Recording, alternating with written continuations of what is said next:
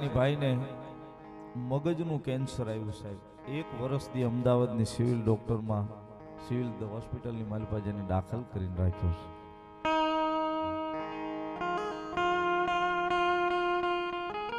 એક વર્ષથી સુધી સાહેબ ભાઈનું ટ્રીટમેન્ટ અમદાવાદની સિવિલ હોસ્પિટલમાં હાલે અને છેલ્લે અમદાવાદના ડોક્ટરોએ એવું કીધું કે બેન વરહ દિવસથી તમારો ભાઈ અહીં દાખલ છે, હવે આને ઘરે લઈ જાઓ, જે થાય સેવા ઘરે કરો, બાકી તમારા ભાઈ હોય તો રે, બાકી અમને નથી લાગતું ઘરે એવું. અને મગજનું કેન્સર છે. 1 વર્ષથી અમદાવાદના દવાખાનામાં દાખલ કરેલા ભાઈને છેલ્લે વર્ષથી પછી બેન પાછી સુરત લઈને જાય સાહેબ મીરાબેન.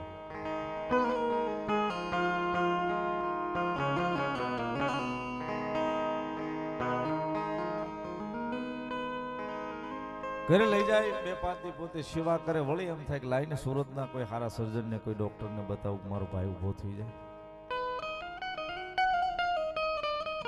સુરતના હારા ડોક્ટરો પાસે લઈ જાય છે અને બેન પોતાના ભાઈને બતાવે છે. એટલે ડોક્ટર એવું કહે છે કે ભાઈ બેન આ ભાઈને ઘરે લઈ જા અને તારાથી સાય એ સેવા કરે, આની પાસે જાજો વખત નથી. જો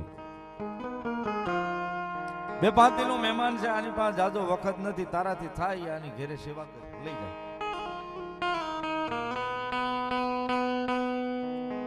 મીરાબેન પોતાના એકના એક ભાઈને રાકેશભાઈને ઘરે લઈને આવી છે, જે થાય સેવા કરે.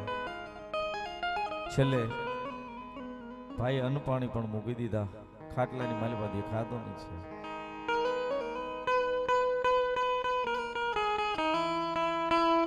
કવિ કેને સાહેબ કર્મે લખ્યા કીર્તાવ સઠી ના ચૂકે ની, હુનર કરો 1000 આખર વેળા આડા ફરે સાહેબ. આવી અંધારી રાત જામી, એક દિવસ સમય કફરો આવ્યો, અડધીક રાતનો મધર ભાંગ્યો છે.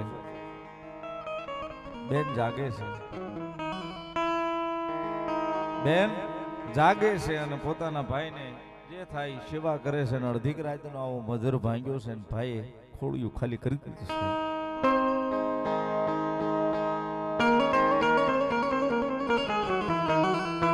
પોતાના એકના એક ભાઈએ ખોળિયું ખાલી કરી દીધું સાહેબ. અને બેને જોયું કે આહા હા હા,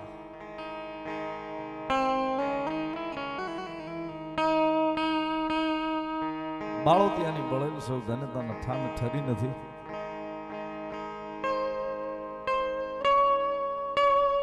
એક ભાઈ હતો એ ગયો પોતાના મકાનની માલિપા સાહેબ આભની સામું જોઈ અને જે ભગવાનનું નામ આવે મોઢામાં એ ભગવાનનું નામ લઈ અને રોવે છે કે અખિલ બ્રહ્માંડના નાથ મારા માથે આ નહોતી કરવી તારે. હાય અખિલ બ્રહ્માંડના નાથ મારી માથે આ નહોતી કરવી તારે.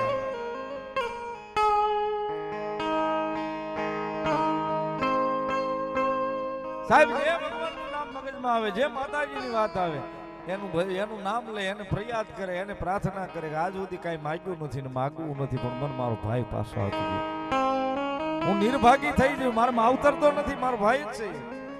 આજે એને ખોળિયું ખાલી કરી દીધું, હું કોના આધારે રહીશ?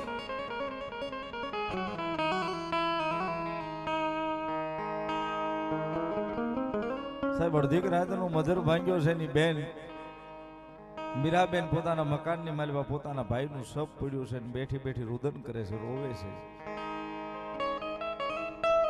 વિચાર કરો સાહેબ, ખાલી કલ્પના કરો, સમય કેવો હોય છે, ઘટના કેવી છે, વેળા કેવી છે. કોઈ નથી સાહેબ.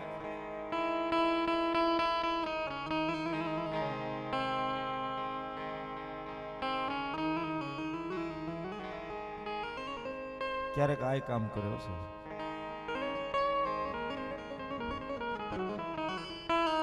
મોબાઈલમાં જે રીલ્સ આવે ને, રીલ્સ ક્યારેક જોયેલી અને એમાં એવું ક્યારેક હું બોલેલો, માતાના વડે જ્યારે માંડવો હોય છે, જગતમાં જેનું કોઈ ન હોય એની મેલડી હોય છે.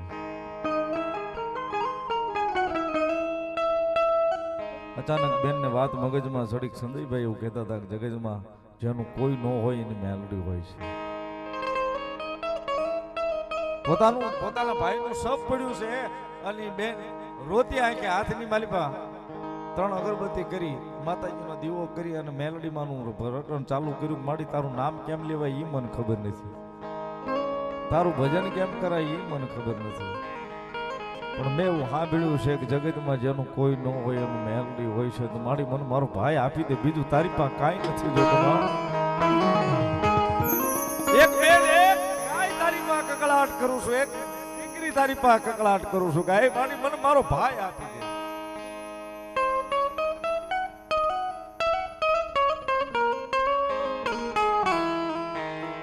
મારી આજ સુધી તારી પાસે કાંઈ માંગ્યું નથી, તારું નામ કેમ લેવાય એ મને ખબર નથી. મારી મારો આધાર હતો, મારો ભાઈ છે ને, ભલે પથારીમાં હતો પણ મારો આધાર હતો, મારે કેવા થતું હતું કે મારો ભાઈ છે. અને હવે તું હાવ એકલી થઈ ગઈ, નિર્ભાગી થઈ ગઈ. મારી મને મારો ભાઈ આપી દે, મારો ભાઈ આપી દે.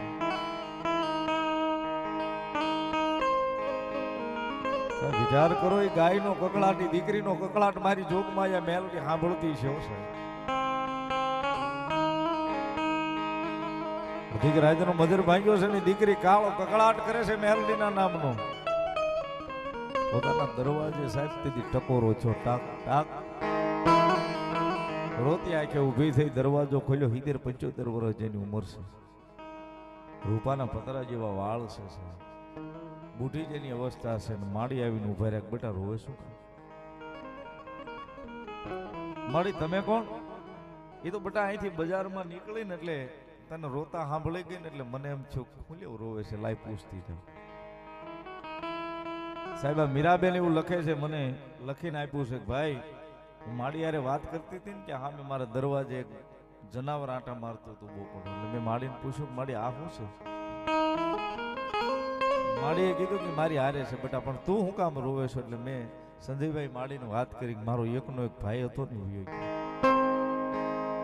મારા માવતર તો વયા ગયા છે, પણ મારો એકનો એક ભાઈ હતો ને, ભાઈ આજ વયો ગયો. મારી એક વરાલી અમદાવાદ દવાખાનામાં રાખ્યો, સુરતના ડોક્ટરોએ ના પાડી દીધી, અને આજ મારા ભાઈ દેહ ખાલી કરી દીધો. સંજયભાઈ માડીએ મારા માથા ઉપર હાથ મૂકીને કીધું કે બેટા શાની રહી જા, તારા ભાઈને કાંઈ થયું નથી, તારો ભાઈ કૂતો છે. આમ જોતો બેટા શાની રે, રોવાય નહીં, જરાક જોતો તારો ભાઈ નીંદરમાંથી જાગ્યો, જોતો તારા ભાઈને કાંઈ નથી થયું. સંજયભાઈ એ માડીએ મને કીધું ને કે જો એમ, એટલું મારા દરવાજેથી આ દરવાજે, રૂમના દરવાજે આવી અને જ્યાં મારા ભાઈ જે પથારીમાં પડ્યો હતો ને ત્યાં મેં આમ નજર નાખી તો મારો ભાઈ આળહ મરદીને બેઠો છે. અને મેં પૂછ્યું ભાઈ તને કેમ છે? મારા ભાઈ મને જવાબ દીધો બેન મને સારું છે. અને જેવું મેં આમ પાછું વળીને જોયું ને દરવાજે, તો સંજયભાઈ ન્યાય બોકડો નહોતો ની માડી ન્યાય બોકડો નહોતો ની માડી નહોતા.